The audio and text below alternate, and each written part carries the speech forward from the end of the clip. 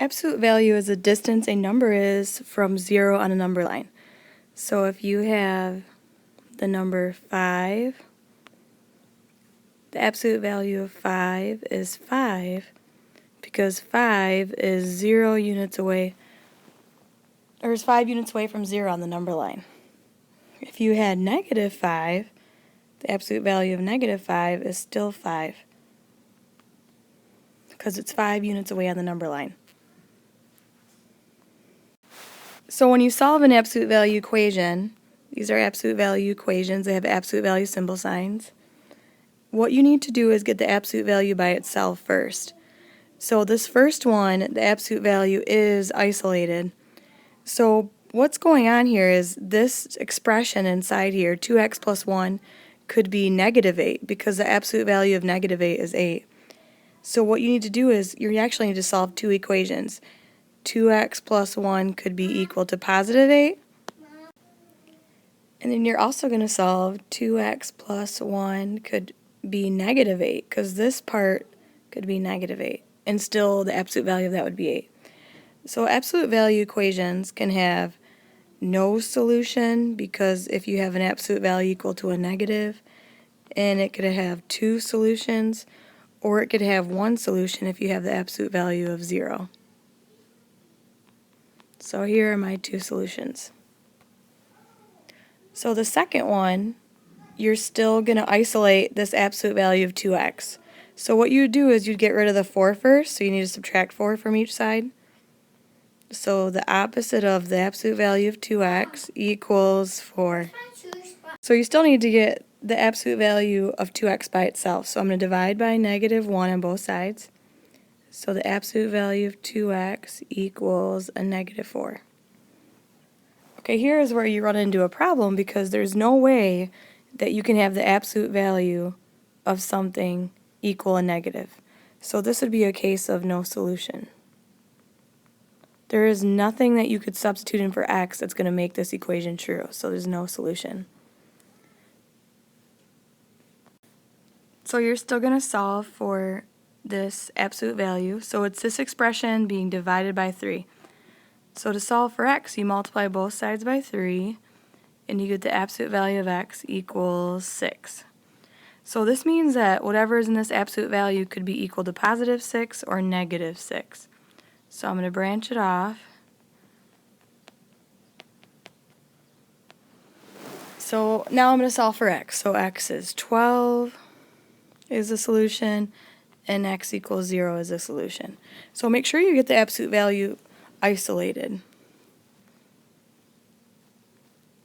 Okay, example, or extraneous solutions. So extraneous solutions are solutions that when you go through the process of solving,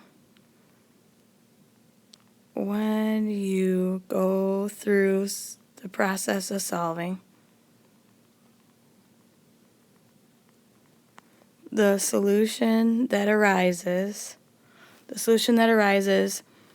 doesn't work. That's why it's important that you know how to check your solution.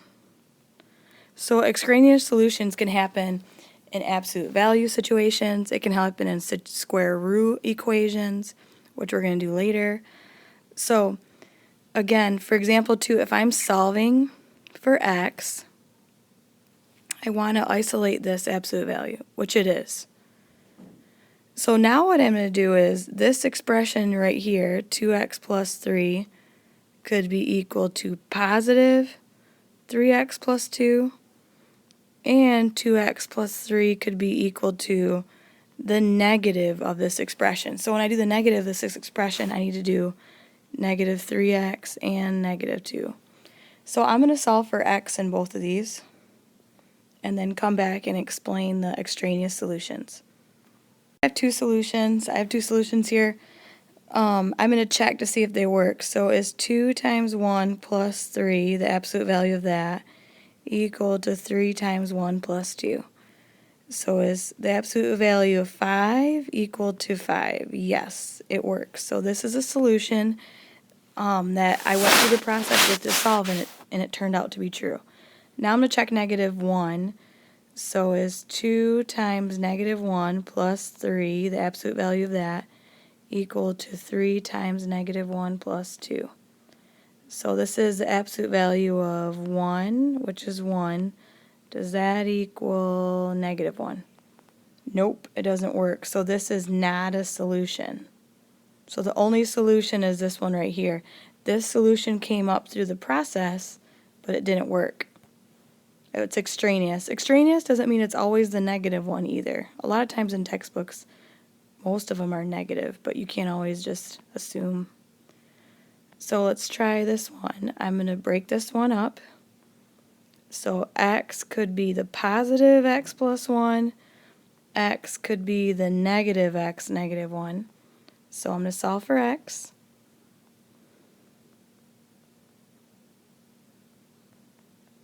Zero equals 1. Well, that's no solution right there.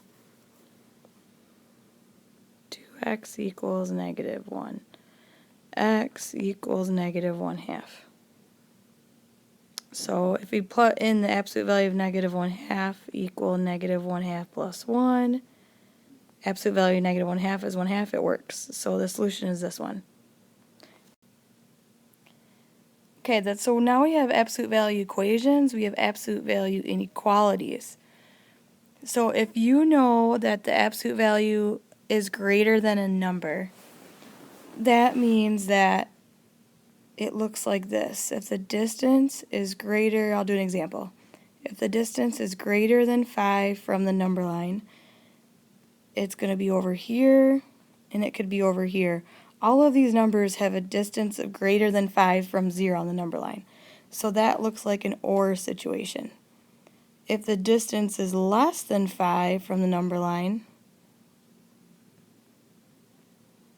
it would look like this situation. All these numbers have a distance of less than 5 units from the number line.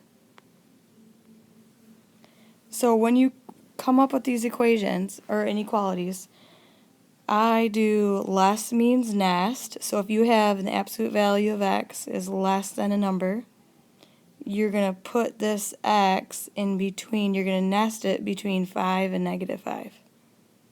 If you have the absolute value of x is greater than 5, you're going to make an OR problem. This is a more, you're going to make an OR problem. So x is greater than or equal to 5, or x has to be less than or equal to the negative.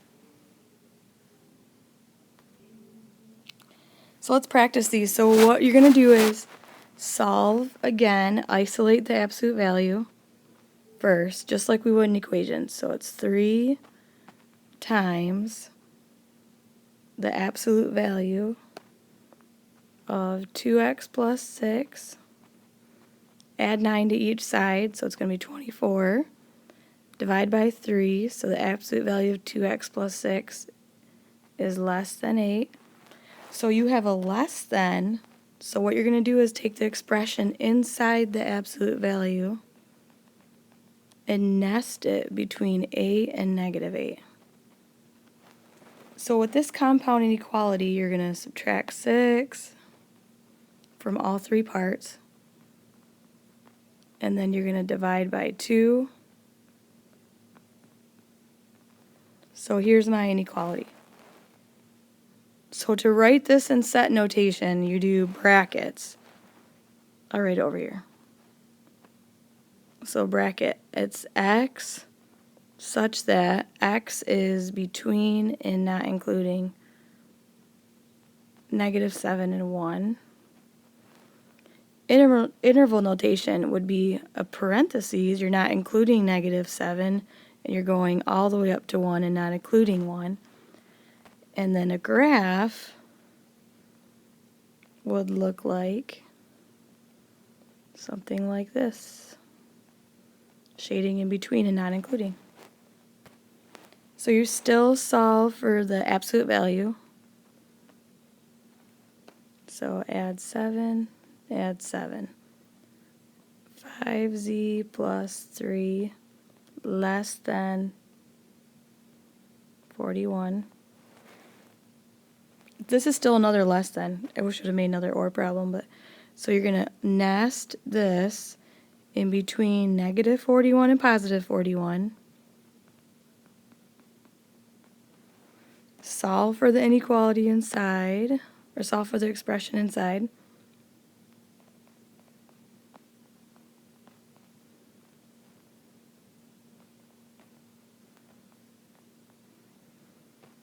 So negative 44/5 is less than z is less than 38/5.